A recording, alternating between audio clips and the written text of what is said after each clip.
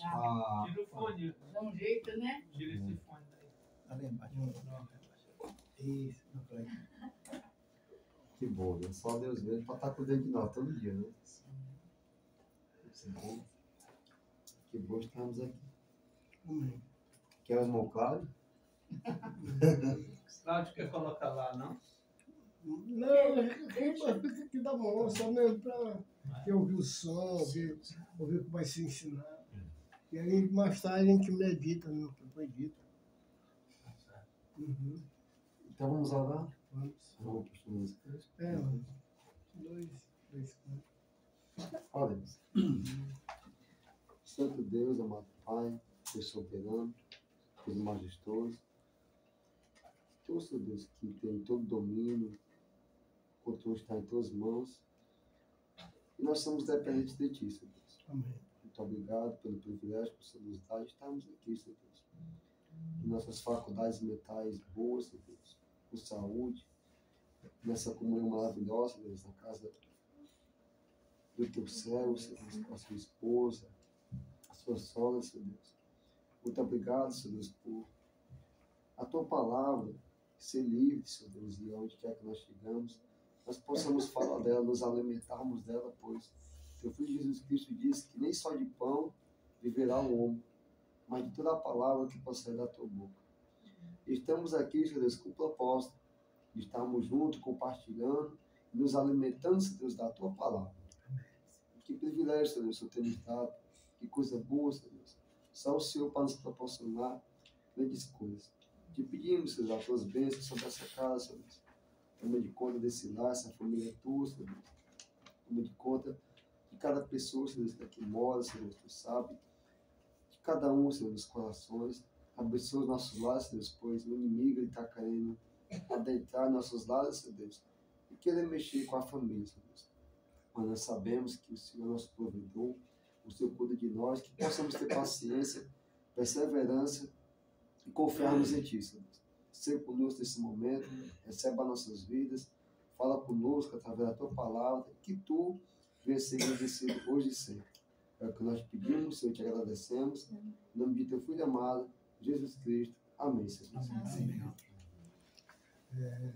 Página 31.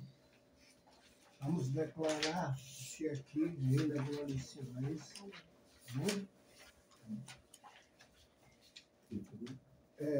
218. Não. Ah, tá bom, obrigado. Lê comigo. Cântico 218. Declaramos que aqui reina a glória do Senhor, Sua graça manifesta, está presente o Seu amor. Corações se quebrarão, almas vão se derramar, e o Espírito de Deus reinará. Profetizamos salvação, total libertação, quebramos as cadeias, em nome de Jesus. Aqui não há lugar pro mal, aqui reina a luz, entronizamos Cristo, Ele é o nosso Rei. Nos rendemos aos Teus pés, pois sabemos que Tu és poderoso para transformar o mundo. Nada pode impedir Teu Espírito de agir, operando maravilhas, transformando corações, operando maravilhas, transformando corações. 32, 218. 225. Um salmo aqui, o salmo 121. 225. Elevo meus olhos para os montes, de onde virá o meu socorro. O meu socorro vem do Senhor que fez o céu e a terra. Não deixará vacilar os meus pés, não dormirá quem te guarda. Eis que não dormirá o que guarda Israel. O Senhor é quem te guarda. O Senhor é tua sombra e a tua direita. O sol não te molestará de dia, nem a lua de noite. O Senhor te guardará de todo mal. Ele guardará a tua alma. O Senhor guardará a tua entrada e a tua saída, desde agora e para sempre. Desde agora e para sempre.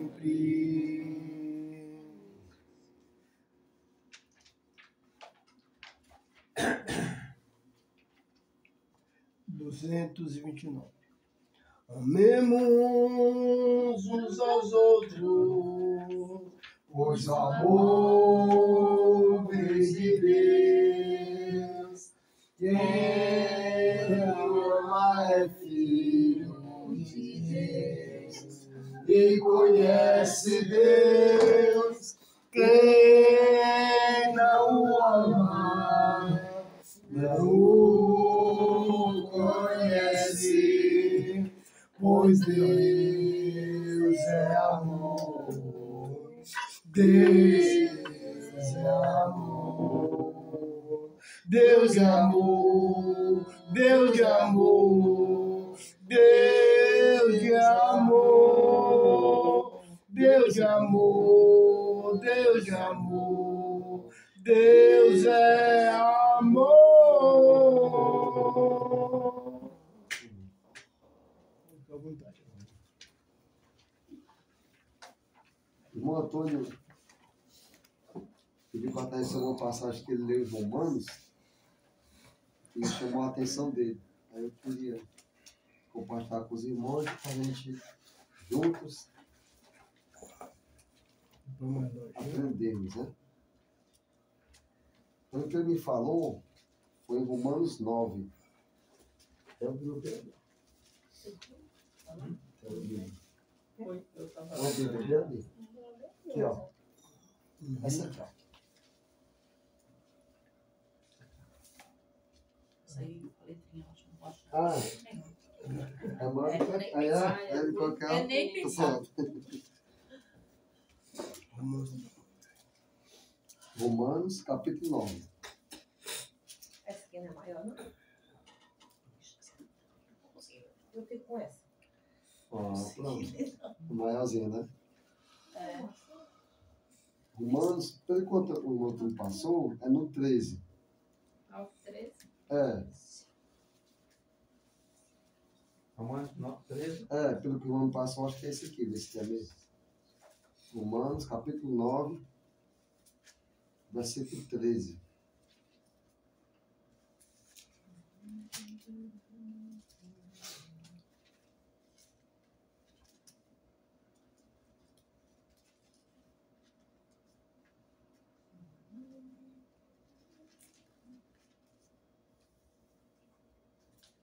Quer ler?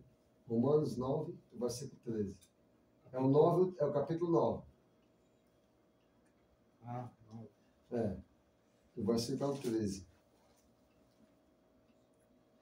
Como está escrito, amei Jacó e aborreci Esaú. É essa? É. É? É. Foi o que eu pensei, porque não falou. E aí, o que é que a gente pode imaginar disso aqui? Só nesse versículo, primeira impressão, o que é que dá? Primeira impressão é que Deus tem preferência. Aí, dessa preferência? Né? Quem Ele mais? amou um e desprezou o É, outro, pois é, né? rapaz, que Deus A é isso. primeira impressão, né? Porque as duas palavras que é bem claras, amar e o quê? Desprezar. Desprezar. Desprezar ou aborrecer, né? Uhum. E aí, que Deus é esse? Se a gente for para o contexto do Velho Testamento, a gente vai entender que ele aborreceu Deus porque ele recebeu tudo de Deus e fez uma coisa comum, desprezou. Então, ele entregou, né? O que Deus deu para ele, ele fez por caso. Trocou por um prato de comida. É por isso que Deus o desprezou. E vamos pro 14, para a gente tentar caminhar, né? 14, irmão Carlos. Nós vamos ter no 14. O que diremos, Ele pois? está perguntando, interrogação. Já que ele falou isso, né? E aí? O que diremos, pois?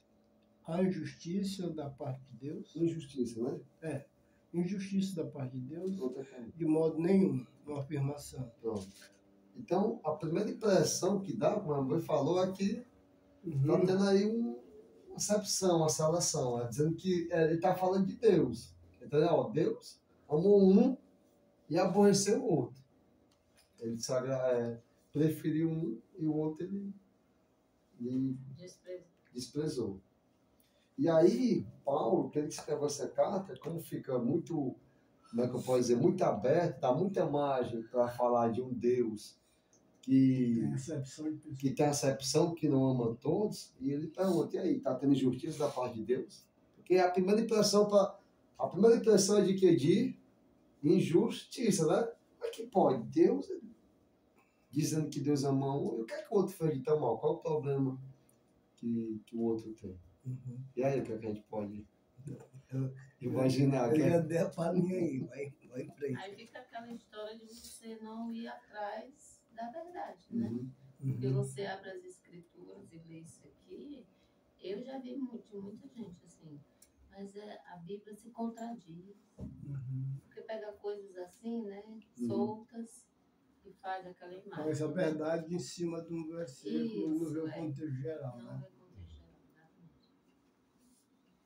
Como nós temos que ser bem transparentes com a Bíblia, aqui nessa passagem, quando Paulo está falando do que está escrito, está relacionado a Malaquias. Só para a gente, o primeiro ponto é esse, para a gente entender.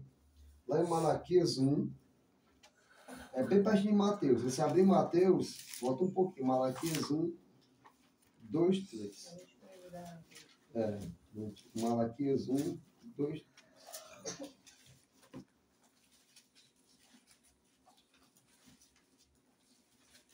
Bem pertinho de Mateus, papai.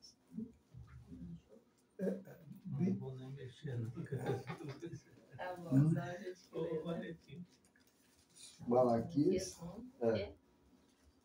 2 e 3. Ele fica vizinho a Mateus. É bem coladinho com Mateus. Aí isso aqui. Pronto. Aqui, né? Já bate. Aí é o que Ah, não. não. Malaquia, pronto. Que capítulo é esse? 1. Pronto. Filha. Que é o último livro do velho. Pronto. Lê, irmão Cláudio. O quê? Malaquias 1, 2 e 3. Versículo 2 e 3. É. Eu vos tenho amado, diz o Senhor, mas vós dizei, em que nos tem amado? Outra pergunta. Não foi Esaú, irmão de Jacó? E disse o Senhor, todavia, amei a Jacó, porém aborreci a Esaú. E fiz dos seus montes uma assolação e deixei a sua herança aos chacais do deserto. Então, quando Paulo escreveu aqui, mencionou, está escrito, ele está falando dessa palavra de Malaquias. E aqui o contexto de Malaquias, ele não está falando diretamente dos personagens. Ele está falando das nações que saiu do personagem. Né? De uma nação saiu de Jacó, veio os israelitas, E de Isaú veio os Edonitas, o povo de Edom. Aí eles ficavam vizinhos lá. Eram todos dois filhos de Isaac. Abraão, Isaac e Jacó. Só que quando veio a promessa de Deus lá para Rebeca e Isaac, Isaú é o primeiro, são gêmeos. Só que Isaú vai nascer primeiro. Mas na onisciência de Deus, ele já tinha visto, não determinado, e sabendo o que é que ia acontecer, na onisciência dele, ele sabendo o curso que ia acontecer, ele já via que Jacó ia ser o segundo, não ia ser o primogênito, não ia ter essa honra, vamos dizer assim, sanguínea, carnal, mas ele estava vendo que Jacó ia ser aquele que ia se destacar, ia ser aquele que ia lutar, ia ser aquele que ia brigar. Já Isaú, por ser o mais velho, ele tinha de todas as bênçãos, mas aquilo que ele tinha de tanto valor, tão grande, ele teve como profano, como uma coisa comum. A gente sabe que ele vendeu a primogenitura dele por um prato de sopa. Foi o jantar mais caro da humanidade. O jantar mais caro, custou mais. Porque ele deu tudo. Ele tinha a honra de ser o primogênito, de ter todas as bênçãos, de essa nação dele ser a nação maior, a nação que Deus ia ter por amor. Mas o que foi que ele fez? Ele entregou de mão beijada para saciar uma fome momentânea, imediata, de momento. Então Deus, na sua onisciência, vendo tudo isso, ele já sabia que a nação do segundo, que era para ser a menor, ia ser o quê? A primeira, a maior. Porque Isaú, ele deixou aquilo passar. E vendo isso, o que é que acontece? Aí agora crescem dois irmãos. Os dois da linhagem da promessa. Os dois da linhagem da promessa. Mas dali ia sair duas nações. Porque Deus tinha falado para Rebeca. Por que é que Deus, lá na frente, vai amar, entenda, Malaquias está falando de nação, vai amar a nação de Israel, que é a nação que veio de Jacó?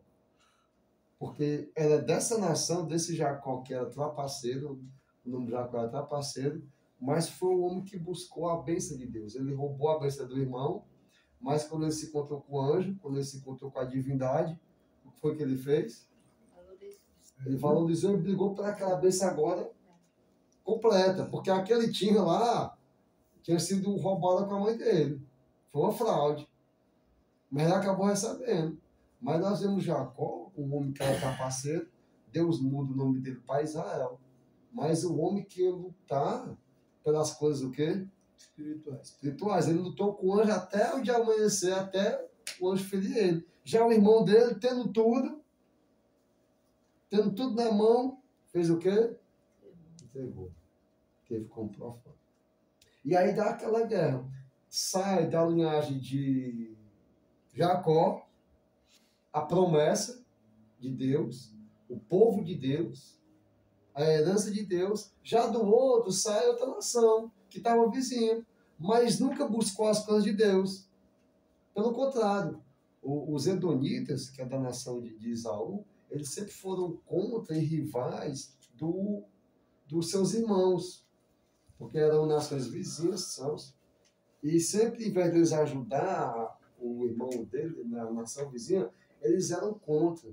Tem uma carta lá, uma profecia, né, dos profetas menores, que vai falar sobre esse assunto. E sabe o que acontecia? Quando vinham invadir o povo de Israel, aí eles corriam, né? Sempre a invasão vinha lá do sul, da parte de cima, da Síria, Babilônia vinha.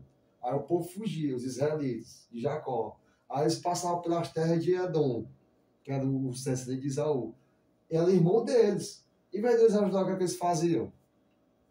Ficavam escondidos, faziam emboscada. Vinham levá-la de israelita, eles matavam, faziam emboscada, se aproveitavam tudo aquilo. E aí nós estamos vendo um povo, que é o povo de Isaú, que saiu sem crer e sem buscar Deus, e sempre querendo derrubar o irmão. E estamos vendo agora o povo de Israel, inconstante, idólatra, caía direto, mas quando eles apertavam o negócio, eles recorriam de verdade a quem? A Deus. E Deus o quê? Se compadecia. Já os edonitas não.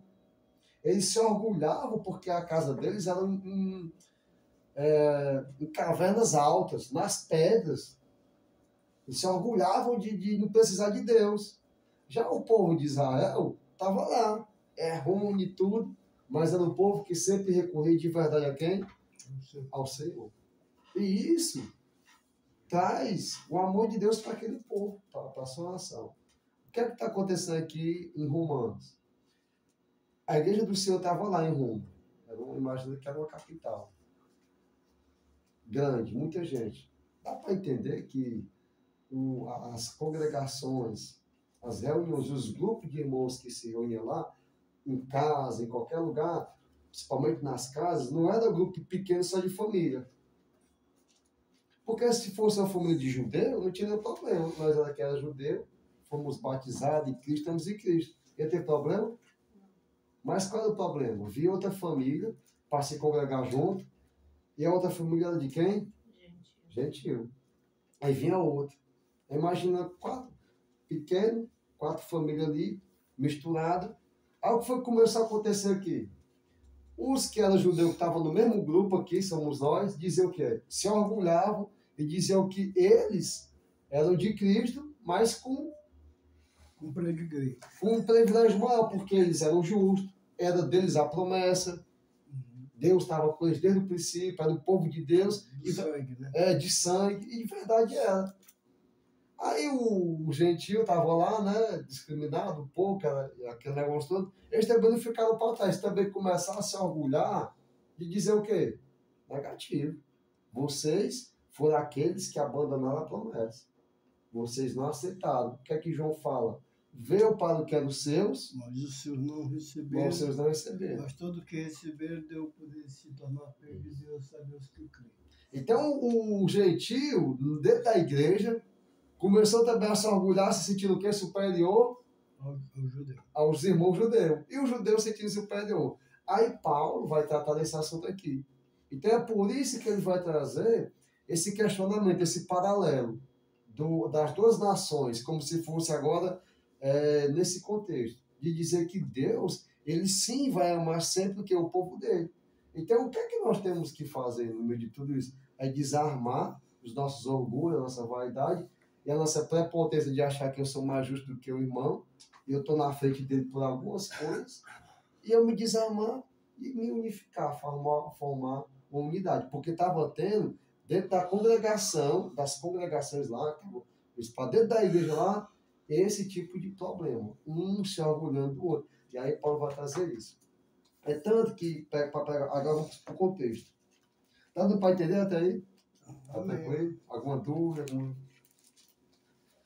Vamos lá, então vamos ver o contexto. Lá no 9, vamos ler do versículo 3. Romanos agora. Romanos ainda, voltando para Romanos. Nós lemos 9. 9:3, né? 9:3.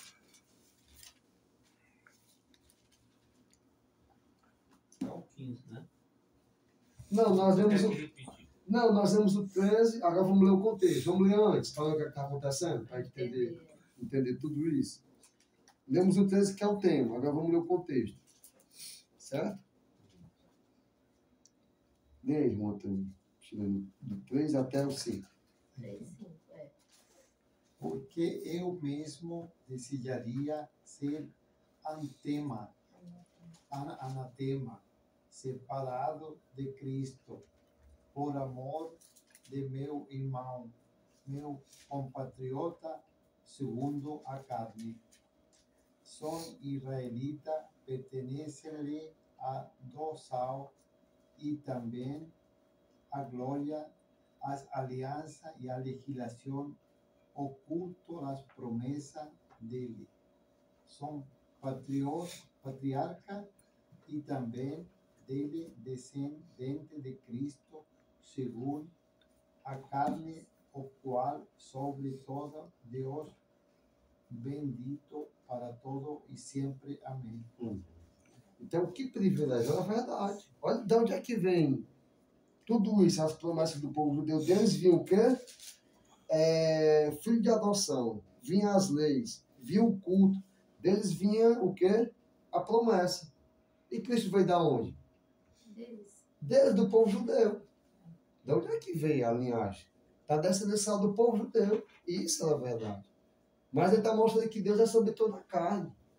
E aí Deus veio para quebrar o quê, irmãos? Em todos os tempos, em qualquer situação, todas as barreiras. A inimizade. A inimizade. Ele veio unir os povos. E sabe por que, que o Senhor Jesus ele estabeleceu a igreja? A eclesia, o ajuntamento dessa bagunça, dessa confusão? Porque sabe o que é que... Sabe qual é a pior coisa que nós não conseguimos aprender como ser humano, como igreja, como qualquer pessoa? São os relacionamentos. É nós ser totalmente diferente, e isso é bom, e se tornar o quê? Unidade. União é fácil. União é tranquilo. Não é tão difícil fazer união, mas unidade. No seu propósito, né?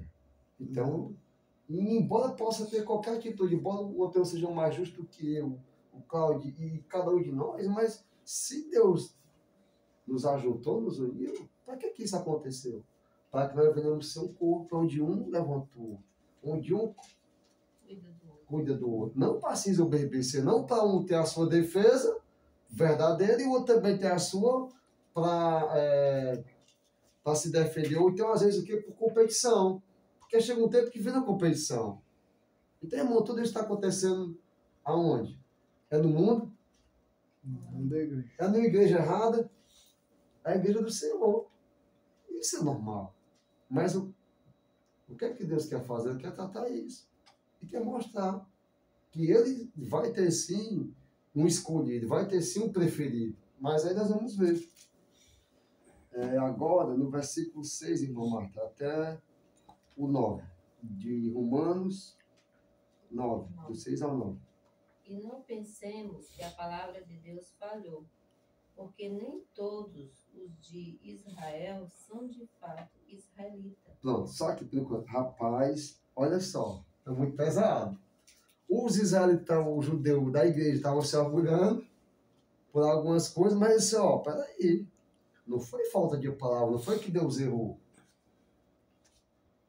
E eu digo, nem todos que são de Israel são o quê? Israelitas. Nem todos que têm a linhagem, que têm o sangue, são verdadeiramente filhos de Deus. Aí ele vai explicar o que é que Deus sempre quis mostrar para o povo no site.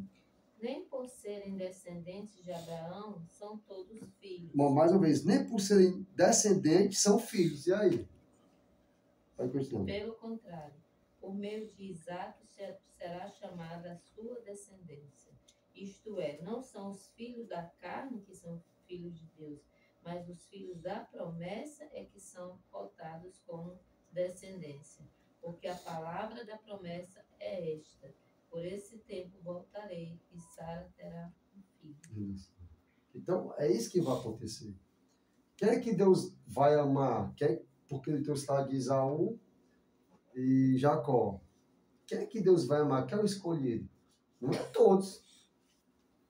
São os que são os filhos da promessa, não os que são segundo a carne. Embora seja filho. Embora esteja sangue correndo. Está lá, está registrado. É de Israel, é israelita. É de Israel, mas é israelita? Não. Está na igreja, está no culto, mas... É cristão? É cristão? Não. Está indo todo domingo, está ali, tá. Mas aí, só por causa disso, ele vai? Muito legal isso aí. Sabe por quê? Eu estava ouvindo uma mensagem, né? Que às vezes... Não, é porque abre a mente da gente, porque dentro do contexto, às vezes a gente se enche de tarefa e não é cristão. Aí, no dia do juízo final, vai dizer, nem te conheço. Eu sempre me lembro desse texto aí, sabe? Nunca nem vi você. Então, é nesse contexto aí. Então, é isso que está acontecendo. É isso que Deus sempre quis tratar lá com o povo dele, escolhido, as promessas, e agora no povo dele, que é a igreja. Porque Deus escolhe o povo de Israel para reinar através dele em toda a humanidade. Só que o povo são egoístas e diz, não, nós que somos filhos, nós somos certos, eu que tenho razão. Está todo mundo errado, eu vou me cuidar e acabou. É como aquela oração, né? Foi 2 orar, você lembra? E aí, como foi? Um disse, pai, eu não sou como esse pecador, eu dou o dízimo todo domingo. Eu faço 3 orações por dia, né? Aí o pecador desceu e disse, Senhor, tem misericórdia de mim. Nem levantou a cabeça. E Jesus perguntou, quem foi dos 2 que saiu mais bem diante de mim? Aí, segundo o contexto, qual foi que Deus amou e qual foi que ele aborreceu? O pecado não, que reconheceu que era um pecador. Já o outro que era soberbo, que pensava que era para ter todo o amor, Deus o quê? Desprezo. Deus o aborreceu, porque não é esse o contexto. Aí por isso que ele pergunta, por acaso Deus é injusto? De modo nenhum. Vamos ver cada situação. Por que é que Deus vai amar um e aborrecer o outro? Aí tem tudo isso acontecendo. Tem tudo isso acontecendo. Então não é à toa, não é porque Deus é injusto. Por isso que ele faz aquela pergunta. Aí, irmão Antônio, do 10 ao 3 agora. Do 10. Ao 3. Eu já tinha começado.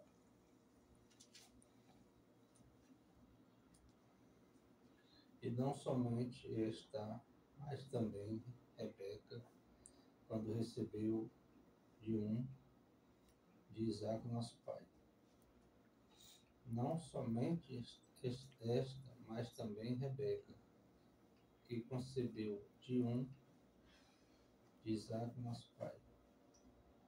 Porque tendo eles ainda nascido, nem tendo feito bem ou mal, para que o propósito de Deus, segundo a eleição, ficasse firme, não por causa das obras, mas por aquele que chama. Foi-lhe dito a ela, o maior servirá ao menor, como está escrito, amei Jacó e aborreci Esaú. Tudo aquilo que a gente falou, né? O contexto, acontecimento. A eleição de Deus, a seleção de Deus. E sabe, isso é muito importante. Hoje é pregado um Deus que tem que ser muito bobinho e me aceitar de todo jeito. Deus é obrigado a me aceitar. Porque senão ele é o que? Um Deus injusto. E sabe de uma coisa? A gente querendo ou não, nós vamos ver aqui na frente, Deus é seletivo. Sempre houve a seleção. João é maior, né? Sempre houve divisão. Deus sempre separou as coisas boas da errada. No final de tudo, o Mateus fala, segundo o que ele escutou de Jesus, que no final vai ter a separação do bode das ovelhas.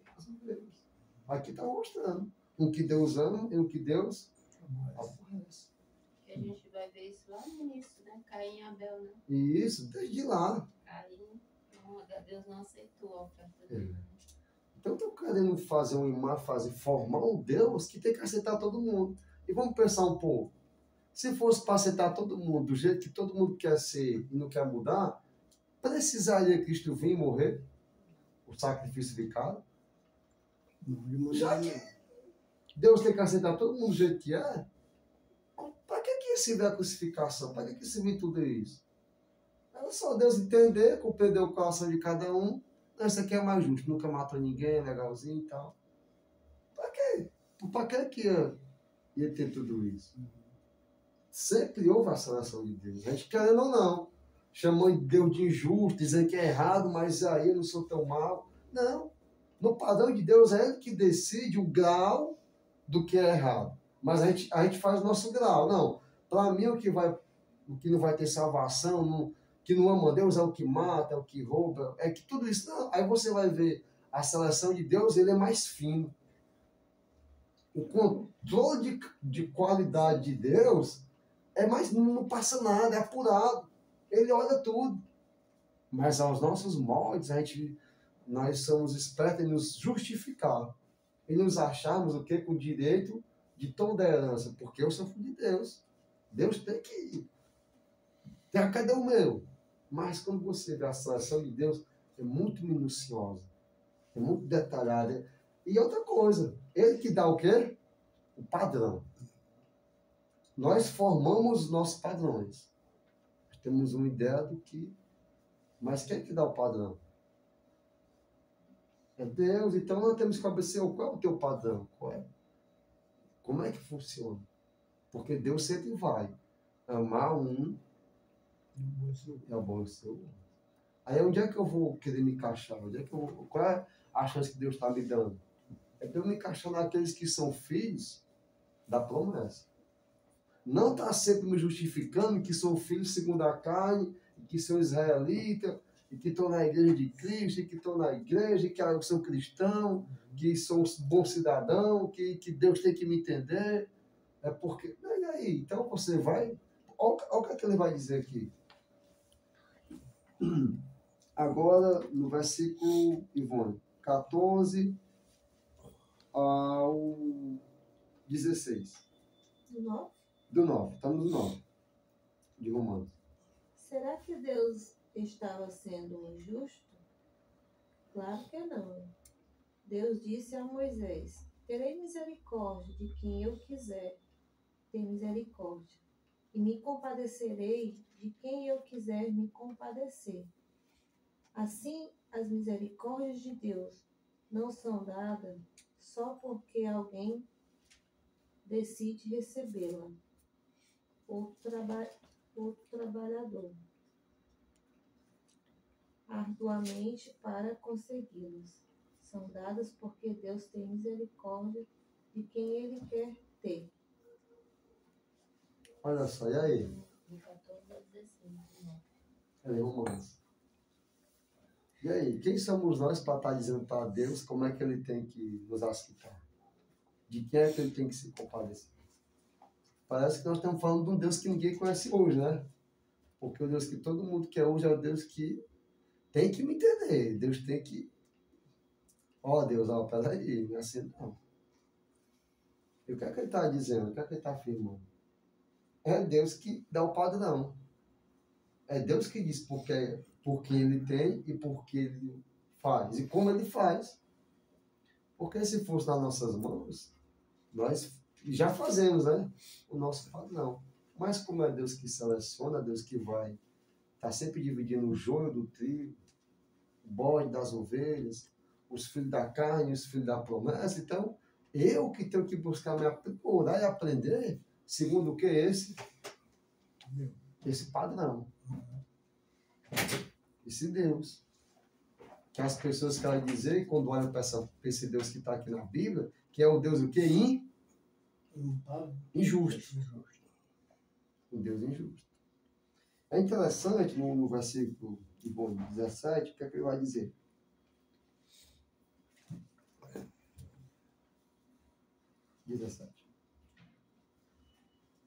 Pois a Escritura diz...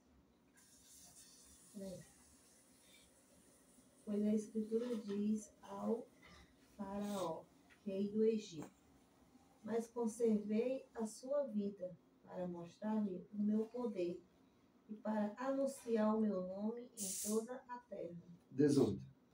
Assim vocês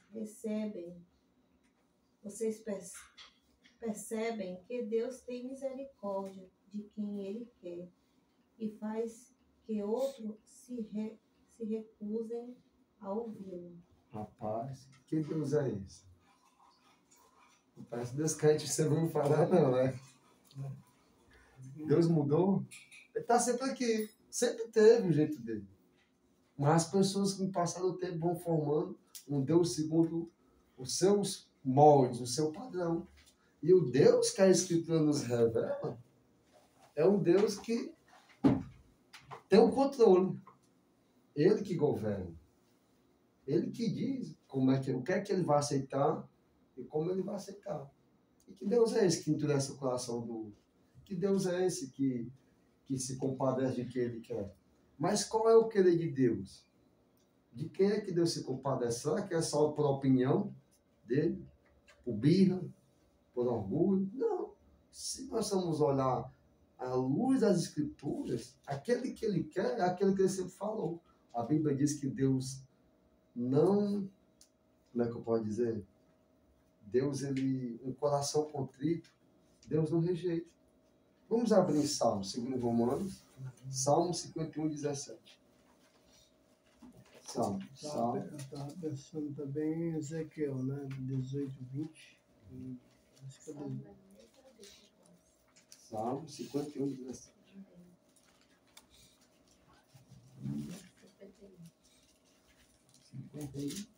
51, 17. 51, 17. É.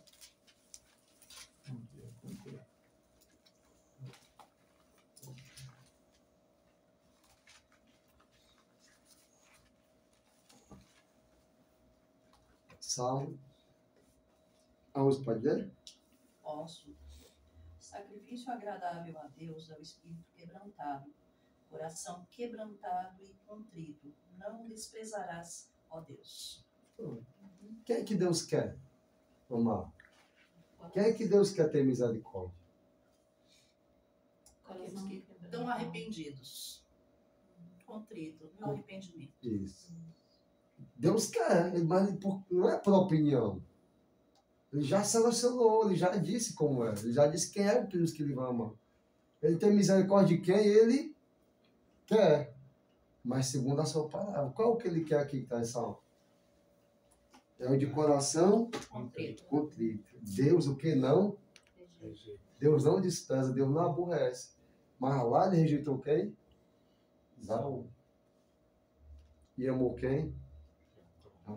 Falando da nação, mas... E é interessante que tanto Jacó como Esaú são pessoas erradas, né? Assim, lá atrás, né? Sim. No começo, inclusive, Jacó pegou o direito de primogenitura armando uma cilada, né? De uma forma desonesta, né? Mas ainda assim, como você falou, né? Jacó tinha aquele momento de dor e tristeza e se voltava para Deus, Isso. né? E o outro se rebelava e desprezava Coração do. o coração, né? Aí Deus vai rejeitar. Isso. Lá em Tiago, capítulo 4, Tiago, você tá aqui. Tiago, Vizinho é Hebreus. Lá perto de Pedro. é quase no Lá final. perto da carta de Pedro. Primeiro Pedro, segundo Pedro, Tiago antes. É antes de primeiro Pedro. Ah, Tiago. É, Tiago, quanto? Tiago, capítulo 4, Vizinho é Hebreus.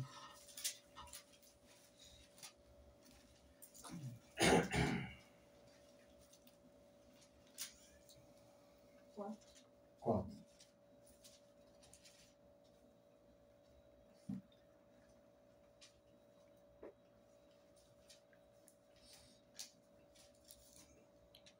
Não, 4, né?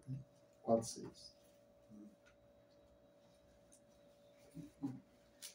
6, sujeitar a Eu Eu sei. Não, meu aqui. porque é bem pequenininha, sabe? Se vacilar...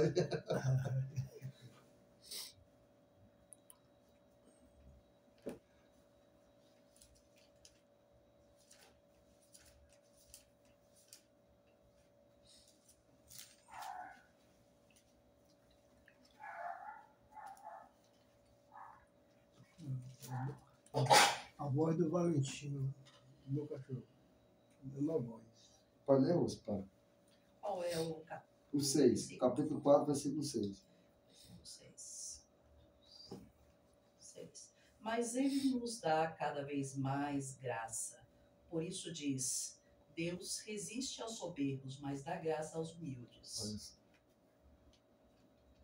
É Deus quem quer, Deus que decide. Dá a graça, a misericórdia. Mas para quem? Os humildes.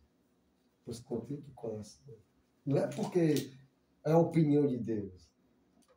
É birra. A Escritura está sempre mostrando a seleção de Deus.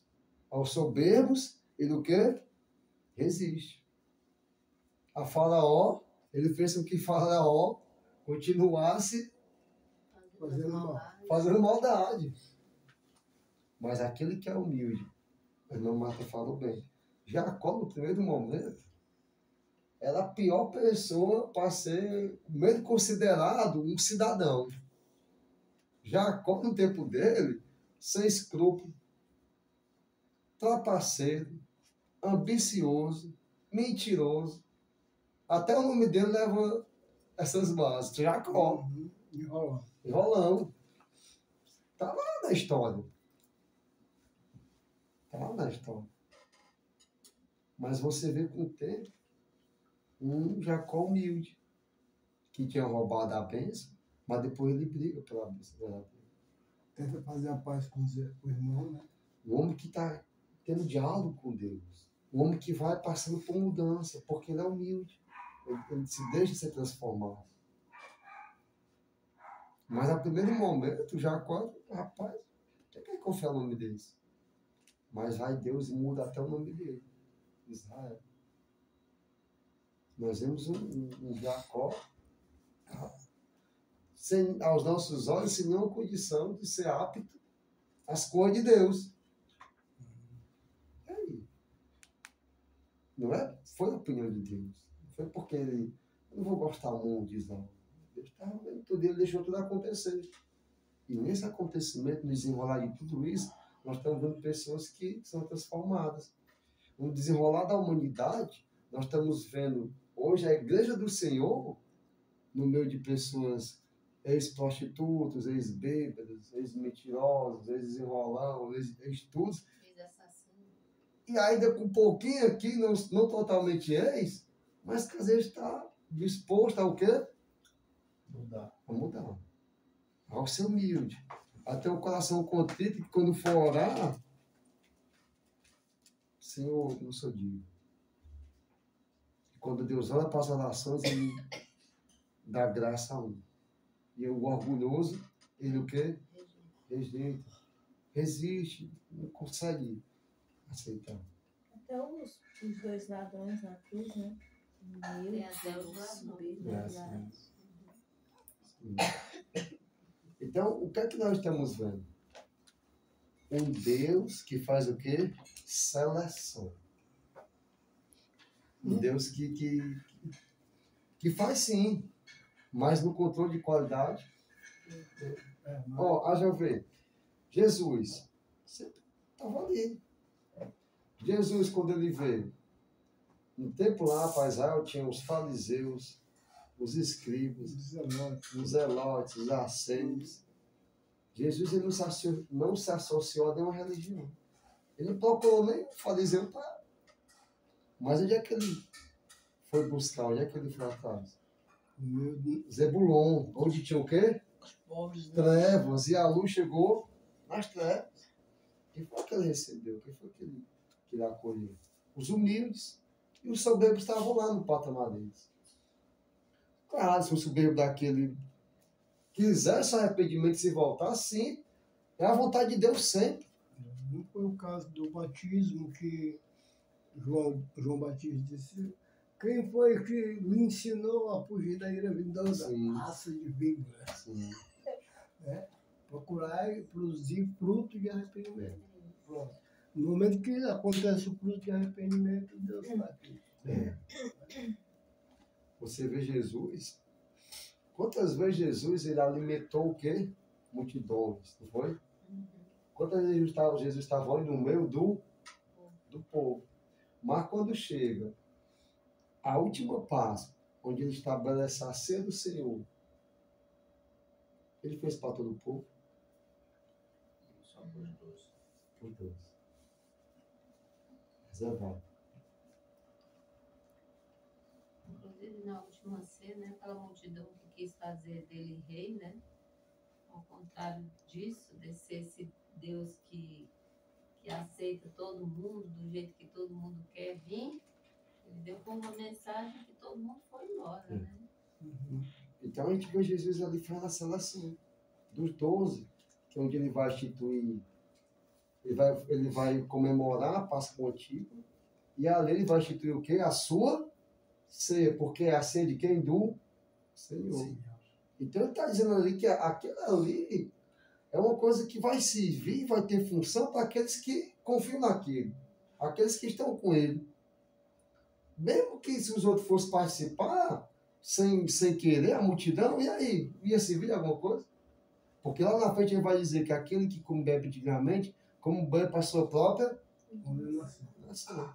E é interessante, não estou falando de forma de religião, ele fazia até assim, uma vez quase igual a Daniel, tipo, para missa para brincar e tudo, eu nunca fiz a carexa nem nada. Aí o menino sabia, ele me dava o que fazia. Aí pegava a filazinha, eu fui pegar lá o pão, né? A hoja, né? E comia pão, tomei um sermão da mulher que tirava a pasta lá e tudo, porque eu não podia, porque eu não tinha feito. É nada, né? O cara tinha nem que. Aí, nunca esqueci daquilo ali. Então você vê que existe um princípio, né? Na verdade, não acontece isso. Foi que a gente fazia, tentava no colégio, não tinha, né? Aí quando eu fui na molecagem, na brincadeira, o pai também ia ligar, nós não fizemos lá em casa, não. E ali, quando eu participei daquilo, fui chamar a atenção. Então, existe um princípio, porque está na Bíblia. Então, às vezes tem coisas que está desde o princípio, a gente não tem um, né? Não entende o porquê, o para quê, como foi. Então, nós estamos conhecendo um Deus onde todo mundo está querendo tirar a imagem dele. Um Deus que faz o quê? Seleção. Um Deus que diz, nem todos que estão na igreja são filhos. E nem todos serão o quê? Salvos. É triste. É triste. Paulo disse, rapaz, por mim, se fosse para me ser anátema, fosse para me morrer, e os meus irmãos israelitas ser salvos, eu faria isso. Mas nenhum quis. Não assim, nenhum dos que não quiser, né? Porque tem os dos israelitas que saíram para salvação, como a gente vê. Então, por que está acontecendo isso aqui nessa carta? E serve até o dia de hoje, para que as barreiras, irmãos, em qualquer ambiente, em qualquer situação, sejam derrubadas. E todos nós devemos o quê? Ser humilde. E saber que o meu pecado não é menor, menor do que o pecado do irmão, eu não sou maior do que ele. A minha falha, o meu erro, a minha constância. E saber que Deus tem misericórdia de quem ele quer. De quem ele quer. De quem ele decide. E ele já disse que é que ele decidiu ter dos humildes. Os contritos de coração. Dos contritos de coração. Dos bem-aventurados. Estou longe. Dos bem-aventurados que choram, são pacientes, são perseguidos, são humildes de espírito. Né? A lista lá das Bem-aventuranças do Sermão da Montanha, né? Entendeu? Então, lá.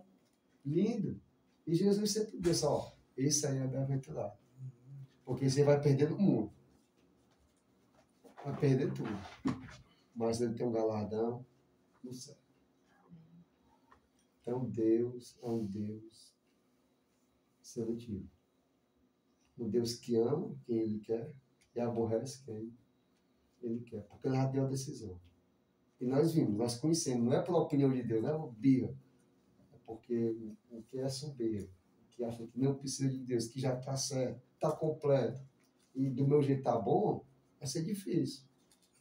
Mas os humildes que se deixam se alimentar, se quebrantar, e se deixam transformar e se expõem ao Senhor, e Ele consegue trabalhar, esse aí Deus já separou.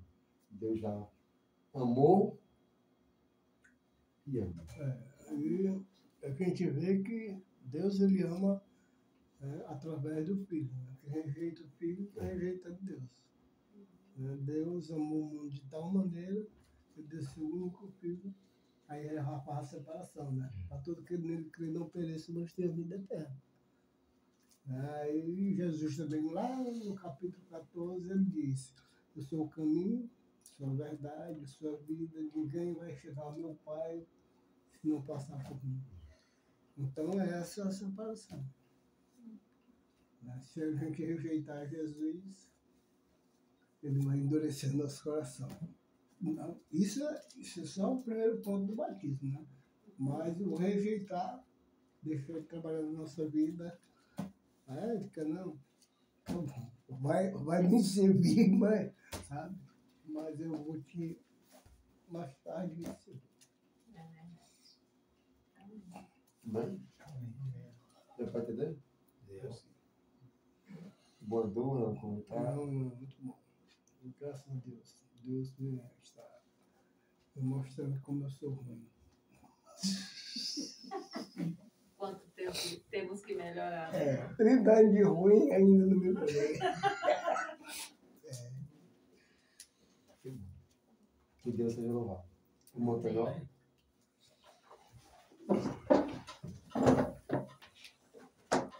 Senhor Deus, obrigado por esse momento de aprender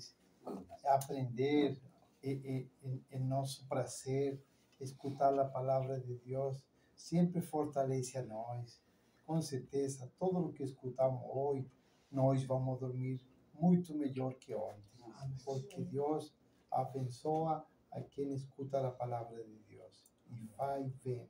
Bíblia não faz mal, é bom. Obrigado, Senhor, por todos nós que estamos aqui. Obrigado, em nome do Senhor. Amém. Amém, Senhor.